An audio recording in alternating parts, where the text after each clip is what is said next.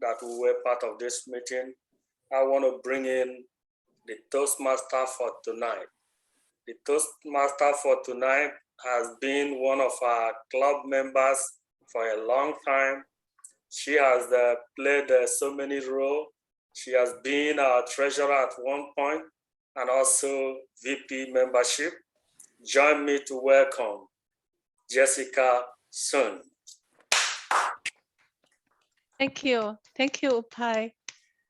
Thank you for your kind words. Good evening, fellow Toastmaster and distinguished guest. My name is Jessica. As the Toastmaster for tonight, my duty is to act as a host and conduct today's program. The theme of the day is renewal of life, and the word of the day is transmography. After a long winter, spring is gradually coming. Even though we have a freezing weekend coming up, but the weather after weekend looks really promising. And I found my lawn start to show more and more green colors, and I see more and more early spring flowers at my neighborhood. And sometimes I saw different birds on the lake. Do you know that spring is the day of the year when light and dark are balanced? True or not, it is said that on this day, you can balance an egg at its end. If you want to try it, maybe give a try. And by the way, the egg is the universal symbol of rebirth. Although we still have a little way to go to really enjoy the warmth and the lights that spring brings us, we can begin to think about what we can do to renew ourselves and do better balance our lives. What better time than spring to regroup and reprioritize and even reinvent us. Spring is a time to cleaning out and making way for fresh possibilities and new commitments. Just like our guests say, they want to learn new things. They want to be a good leader in the future. It's time to revive and sense and expand our horizon. It's time to begin again. And following are some spring rituals to help you get started. First, declutter your living space. Get rid of anything that you haven't worn or you haven't used for at least 2 years. That's the rule of thumb. Donate clothing or household items that are in a reasonable good relation to an organization, charity, or books to libraries, schools, or hospitals. And also clear out the kitchen cabinet for the items that been laying there for ages and you don't even know where it's coming from, why it's there, and sometimes a lot of stuff is already expired. It's time to clean those up. And also medications too. And secondly, clear out mental and emotion clutters. When we think of renewal or transmography, we often think of rebirths. Something old dies and something new born. Why not use this season of renewal as a reminder to get rid of things that are weighing you down and sapping your energy?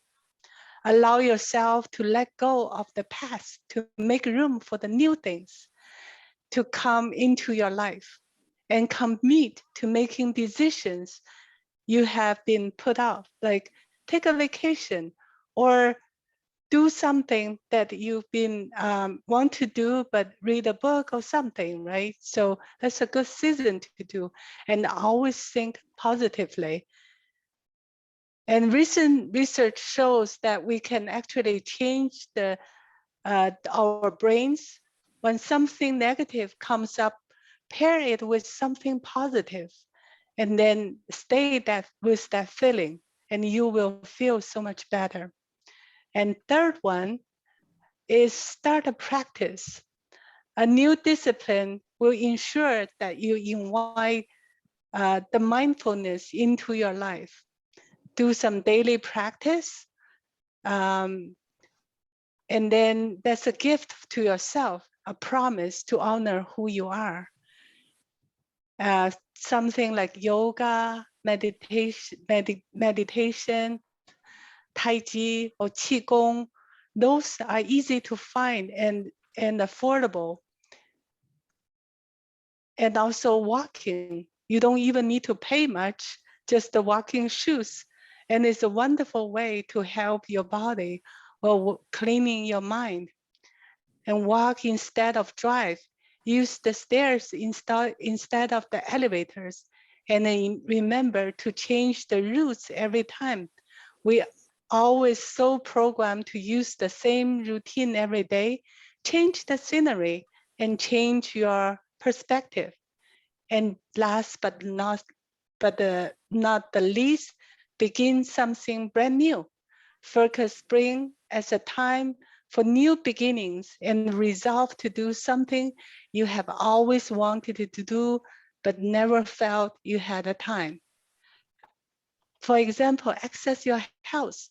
Maybe it's time to begin taking care of yourself.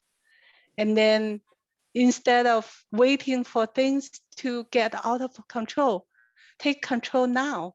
Create an inventory of your health, including diet, exercise, genetics, and stress level. Begin slowly, one change at a time. Eventually, incorporate others. The reason I talk so much about this topic, rebirth, transmography, and renewal, because I'm trying to get you ready for our table topic marathon today. And like our normal schedule, normal meeting, we don't have the prepared speech or speech evaluation, but also they give us another benefit. In the past, we can, because of the time, we can only do maybe 2 or 3 table topics. And today we will do it all. And we will focus on this impromptu speech. Invite our table topic master, Ms. Rafia Safi, and she's also the treasurer of this club. Thank you, Rafia. The floor is yours. Thank you, Madam Toastmasters. So today's table topic marathon is going to be transmogrifyingly amazing.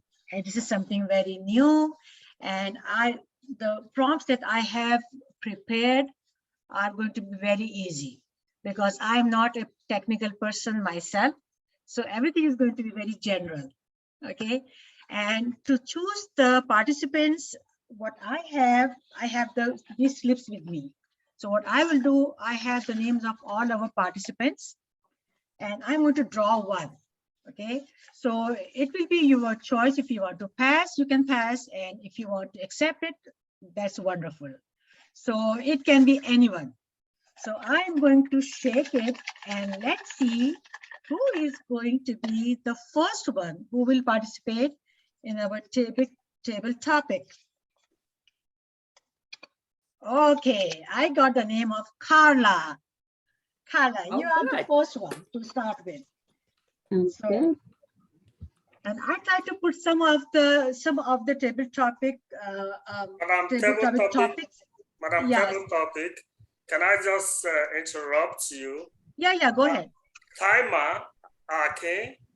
Can you use the raise of hand so that you will be the starting? Everyone will always see the sign you're putting for your timing. Okay. Well, since nobody is presenting and we're only 9 I saw now, I think everybody should be able to see me where I am. I'm not seeing you. You are not. Then that means you are not in the, just go to view in the top right-hand corner and click gallery. Everybody should be on the gallery mode, please. That way you will see everybody. Oh, just a minute. Yeah, I am at that mode. So I'm good. Can you see me, Rafia? Okay, Rafia, can you see me? Yeah, I can see you. Yeah, so just put it in gallery mode, you will see me. Upai, are you good now? Yeah, I have.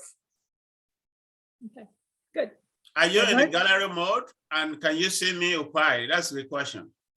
Oh yeah, I know. I wanted to be sure that people that are responding will be able to see, but it's okay. Yeah. The other thing you can do is that you can pin me or make me a co-host. Definitely they will see me because I will be the number 2, wherever, irrespective of the view. Okay. So we are all set? Yes. Okay, great. So, so Carla, you're the first one, and I tried to put the prompts according to the theme. The first prompt that I have with me, Carla, for you, is that have you ever served an animal's life? Or how about a person's life? So if you have done, please explain and let us know. What exactly do you mean by serve before we begin? Sorry, have you ever saved? Have you ever saved the animal's life or a human's life? Okay. Can I begin now? Uh-huh. Okay. So I believe I have saved my puppy's life. She is no longer a puppy. She is 6 years old, but I still treat her like she is a baby. I feel that when she came into my life, not only did I save her, but she saved me a little bit. I was going through college and I felt that I needed a connection to something other than school. And so my sister had saved her originally by taking her into her house. And she, unfortunately, her husband did not want that puppy specifically. And so she was going to give it up again back to the previous owner. But I felt that I needed someone with me, and that was my puppy. And so I went over to my sister's house and told her, no, you cannot give her back. She will be mine. And so I took her from her and I took her back to my college. And while I was there, you know, she got to experience living with me, getting to meet a lot of people. Unfortunately, she doesn't really like other dogs, but I'm working with her now. I take her to dog parks and try to get her to socialize with her own kind instead of just socializing with humans. So she is getting better at doing that. With that being said, I feel like she is learning not only how to socialize with humans, so she's already past that level, but she's also learning how to socialize with dogs and kids. And I feel like that is the way that I have saved her. You did. Okay. Thank you sorry. so much, Carla, for sharing your story. Thank you so much. That was wonderful. Okay, so I am going to draw another slip, and we are going to see who is going to be the next one. Okay, so the next one is our club member, Kim. Kim, are you ready? I am. You are always, I know that. Now, for you, Kim, the prompt is like, if you are given a chance for another life, what would you want to be? Or what would you do differently? Thank you. Want me to repeat? I think I got it. Okay. Thank you, Ms. Table Topics, for that question. If I was given another chance, what would I do differently? Well, this year I'll be celebrating a big milestone. I'll be turning 40. So I must say that I've learned a lot. And one of the things that I would do differently is just knowing that everything is a choice, and to think about the decisions that I'm making and how every choice I make has a consequence. So I would definitely just live life with that kind of philosophy to say, no matter how small, no matter how large that decision is, whether it's where I'm going to go to school, friendships, marriage, having children, just thinking about the decisions I'm making more and knowing that there's a consequence, because we're going to deal with those consequences eventually. So that's definitely something that I would do differently. It's just knowing that and realizing that I have a choice to make, and that choice is going to lead to a good path or a bad path. So that's it for me, Mrs. Table Topics. Over to you. Thank you. Thank you, Kim. Thank you, Kim. And you said very true that every action has a consequence. And that's what we want our kids also to learn. So whatever they do, they have to face the consequence. So thank you so much, Kim, for participating. So our next participant is going to be, okay, this one is Uncle B. Uncle B, are you there? Yeah. Hi. I don't Yes, want to say you hi. Uncle B. You don't look like that. But somehow it says that. So I have to be sticking to that. Okay. Okay, so are you ready for the prompt? Yes, I am. Okay, that's great. Okay, for you, the question is, what is your biggest concern for the future of humanity? And how do you want to help? Thank you for that, Madam Table Topics Master. As we can see, at this point, we can see the troubles that are happening, especially in Ukraine, with humanity, going through so much. At least that's the one that's at our forefront now. There have been many other situations where humans have been in dire circumstances where help is greatly needed. I think if I had the chance, I would especially, I don't know what the leaders think of when they create situations that result in human suffering. I think I would help, and that's part of why I'm in this club, that I want to join this club, because I want to be able to be transmogrified in such a way that I could be useful to humanity, that I could be, that I could help in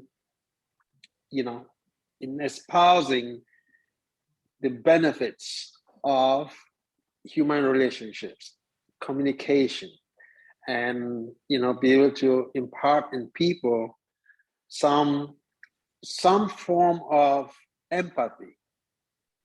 Because I think if we have that, humanity will be much better for it. Communication, trust, and all that. I think if I could be able to, help in that part, I think I would be contributing to general well-being of people. So over to you, Madam Table Topics Master. Well said, Uncle B. And you know what, if we all can think like this, I think this world is going to be a heaven. So no, thank you so much for sharing. You're welcome. Okay, so next one, I am going to again draw. And this time I am going to, oh, I got the president of the club's name, Ukpai. Okay. For Ukpai, I would like to ask you, like, social circles and the friends are the most important factors for happiness. Do you agree or you don't agree with that? Would you want to go through the question again? Sure. So social circles and friends are the most important factors for happiness. So do you agree with that or you don't agree? Thank you, Madam Table Topic Master. The word happiness, as I have come to see, mean different things to different people. And for me, I will see happiness not just as things like money, things like wealth. I would want to see happiness as when you yourself is in a position to provide, being at peace with someone or some people. I don't want to look at happiness as things that relate to me alone. For me, what happiness will mean will be I am a human being and I am able to look at another person as a human being. I am happy when my actions, my choice, my things that I do or say are in a way that affects another person positively. Happiness will not just mean when I have been able to accumulate wealth. Happiness will not just mean when I have money in my bank account. It should be a result of what I do, result of what I give, result of how people see me and what I mean to those people. For me, being happy in this club will mean I have something that I bring to the table. Being happy will also mean that I'm able to see the way you feel. Being happy will also mean to respect you and to know where it bends and not to cross that line. If I am able to do that, I will see myself as being happy.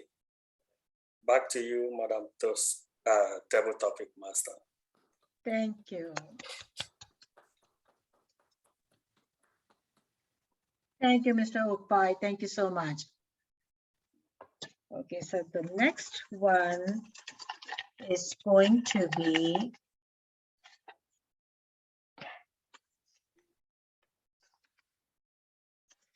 it's going to be for Jessica. Jessica, do you want to accept it? Sure. Thank you. Thank you. Okay. The question for you is, Jessica, what could the rich do to better understand the poor? What could the rich do to better understand the poor?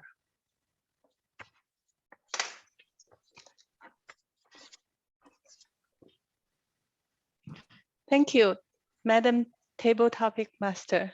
That's a very interesting question. What can rich do?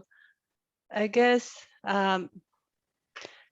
it's how you define rich or poor.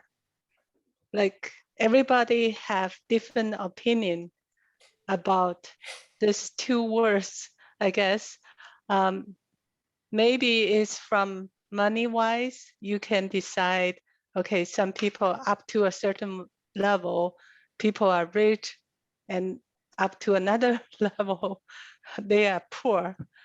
But, and also you can talk about how they think about things in their spirit. Some people, they may not have a lot of money, but they are very rich in their mind. And they are honest, they are generous, they always do good deeds. Those are also rich people, right? So it's really hard to tell. But I'm thinking for rich people, if I think about money-wise, for rich people to understand what the poor do, I guess just always think from the other side, and then either from the news, from internet, or from different way, and try to understand, and also maybe take a choice, or take maybe live in a day as the poor, and see, just go somewhere, don't bring any money, and then and see how other people live. Maybe that's a way to understand.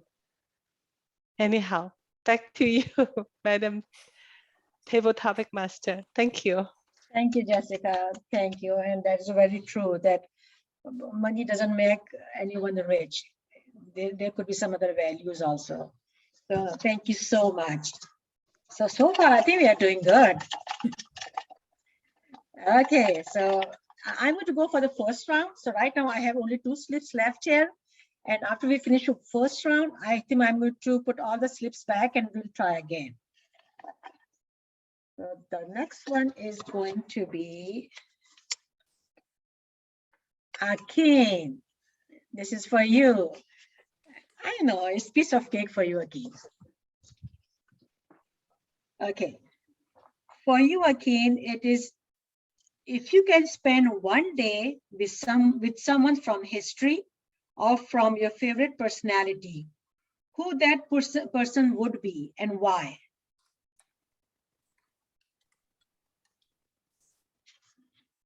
You're muted. Thank you, Madam Table Topics Master. If I could spend one day with anyone, I hope living or dead, who would that person be? That's gonna be my late dad, if he could come back. My late dad taught me life lessons that I know I've shared it times and times via the Toastmasters platform. And his teachings, whether at church, in the home, on the road, in the community, actually enabled me to form my authentic self.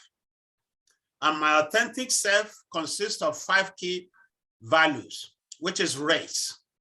R for respect, A for authenticity, I for integrity, S for service, E for excellence. My father never asked me to be perfect, never ever. He said that each day, at the end of the day, you should be able to look back into the day, good or bad, that I think I did the best that I could. And once I'm able to do that, I am good. So it taught me respect, it taught me authenticity, how to discover my authentic self. It taught me integrity, it taught me how to serve, be of service, be a servant leader, and very importantly, excellence. And because of that, I would love to be able to relive living with him one day again. Back to you, Madam Table Topics. Thank you, Akin. Thank you so much. No, definitely. You will learn a lot from your dad, and he did a great job. And we can see that. Thank you. Okay. So the next person, I have only 1 slip left here. Guess who? Yes, it looks like it's going to be you. It's going to be me. Yep, that's right. The answer is correct. So, okay, for you all, the question is going to be, now, what is something you would like to see in your lifetime and why? Okay, thank you, Madam Table Topic Master. I'm sorry if I pronounced it wrong, but so to begin with, this is a really interesting topic. Something that I really wanted to see over my lifetime.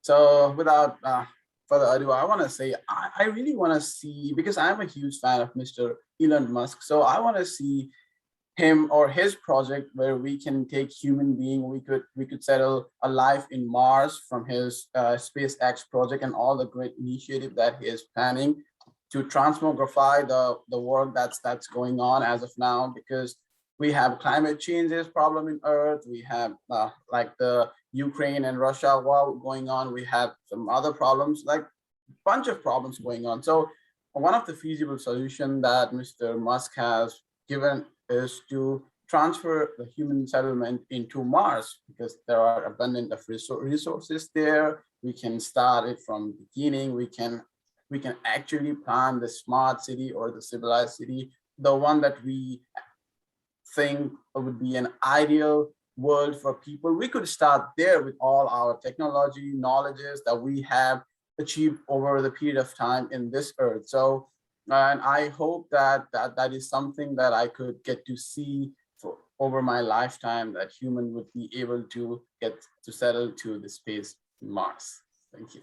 Okay, thank you all. Thank you so much. Yeah. Okay, now in first round, I have someone else also who did not get chance to speak. So there's one, yeah, that's right, Carol. That's right. So, okay, Carol, you're going to be the next one. So let's see what we get for you. Oh, so easy. Okay, for Carol, it says, what type of kid were you? Were you spoiled? Were you rebellious? I know you were well behaved. Were you quiet or were you obnoxious? So yeah, we want to know about your childhood. Well, as a child, I think I was all of the above. I was quiet, I was obnoxious, I was loud, I was rebellious, I was Really? quiet, I was submissive, I was everything. I was raised in an orphanage. My mother had died when I was 6, and I went to an orphanage where I stayed until I was 17. And I went through all of those phases as teenager, as a rebellious young woman. The wonderful thing about this orphanage, though, is I never went hungry. I never went without proper clothing. I was given an excellent education. And for those 3 things, I am totally grateful. One thing I did in my Toastmasters meeting today was we talked about every dark cloud has a silver lining. And I have to say that although for a young girl to lose her mother so young, it sounds terribly sad, but I had an excellent placement afterwards, which really was a huge benefit to me. Yes, I was rebellious. I was a real stinker. And I did get in trouble so many times that I got expelled from the orphanage, which you think to yourself, how can you get expelled from an orphanage? That's the worst in the world. But I did. But I went to another one. My father was able to find an orphanage that would take me. My father couldn't take me because he was a professional wrestler who traveled pretty much all over the world. And he couldn't have a young girl traveling with him all the time. So being the placement in the orphanage was probably the very best. Therefore, that's the kind of kid I was. I was loud, I was obnoxious, I was rude, I was quiet, I was silent, I was submissive, I was a good girl, I was a bad girl, I was all of the above. Thank you very much, Madam Table Topics Master. Thank you, Carol. Thank you for sharing. But a lot of the qualities that you described, those are unbelievable. No, I cannot imagine you to be loud. I cannot imagine you to be bad girl. I cannot. No, but thank you for sharing. Okay, so let's go to the second round. Okay, this is going to be for Occupy. So Occupy, and maybe you can, this is a kind of thing that we want suggestions from you also. The prompt for you is, what is the best way to find and implement work-life balance? This is something that we all are struggling. Thank you, Madam Table Topic Master. How to find work-life balance. I want to believe each and every one of us belongs to the 2 divide: work, family, life, and what we want to see now, how to introduce and have the balance. One of the things I've realized keeping the two and having the balance may not be an easy thing. But is it doable? Yes. One of the things that I have learned is for me to know that each of them, they have their own adverse effects when you overlook them. Assuming you play more emphasis on work, your life will suffer. And I have realized you need to prioritize. Where lies the line? If I need to do my work, I need to balance it with life, with family. If you are healthy, you will work.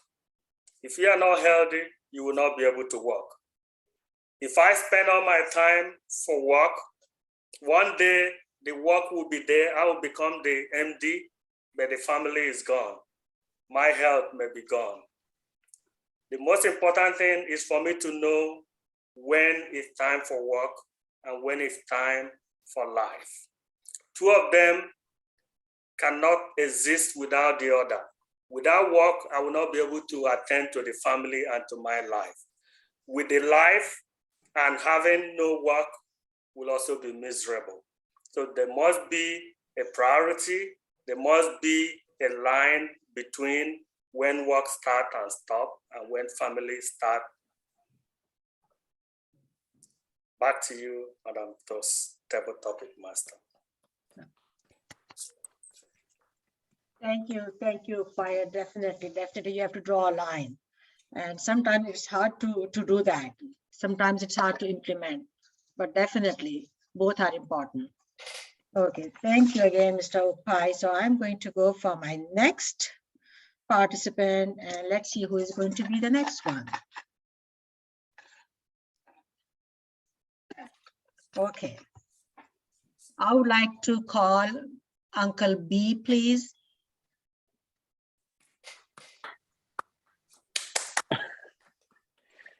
Right here. Okay. For the question that I have for you is, what would be the best gift you want to pass to your kids? Oh, wow. Gosh. I'm going to say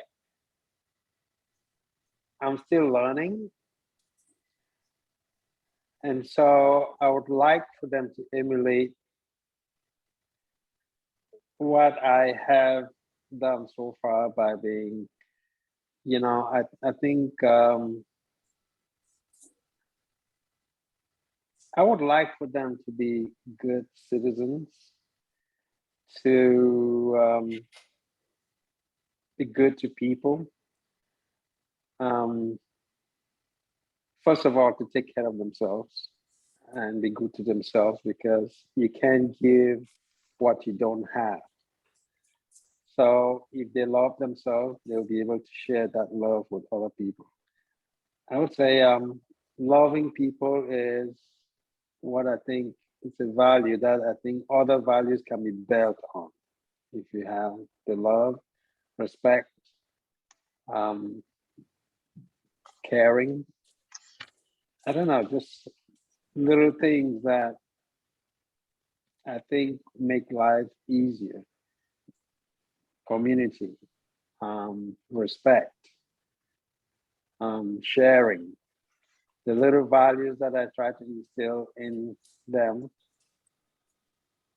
in the home, I like for them to espouse that outside. I'm not sure, I think those would be all. And probably be, get them to be Toastmasters and be leaders so they can talk, they can be able to talk when table topics come up or when other things come up that they have to address without having been practiced or groomed into presenting. So, oh, you're doing I great. don't know. No, thank you so much. Definitely, you're doing great. No, thank you so much for participating. Okay, you. it looks like I'm going to stop here. And I am going to hand over the floor to Madam Toastmasters. Excellent report. You had so much information about the wonderful responses that these people had gave. I was just blown away. Every time Rafia asked one of those wonderful questions, I had an answer in my mind.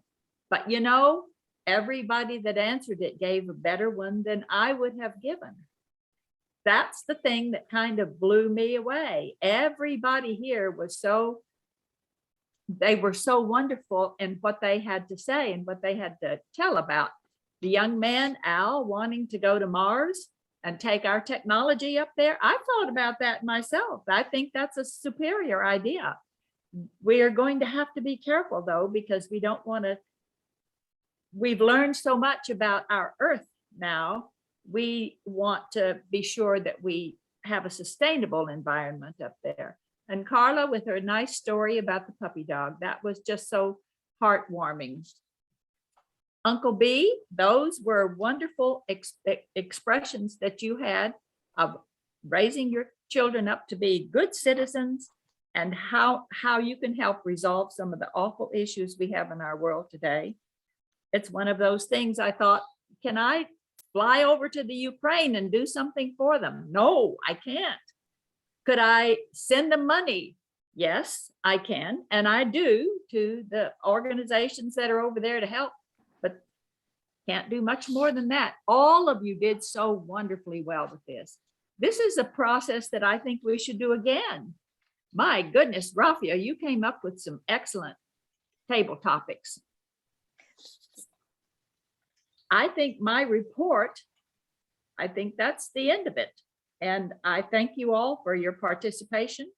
And now I'm going to turn the meeting back over to the Toastmaster.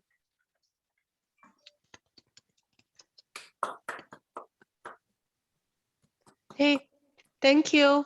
Thank you so much, Madam General Evaluator. Thank you for a wonderful team, evaluation team, and give us different places we can improve on. And thank you for the thorough report. Right. Good Thank night. you. Everyone. Good night. Bye. Bye-bye. Good night.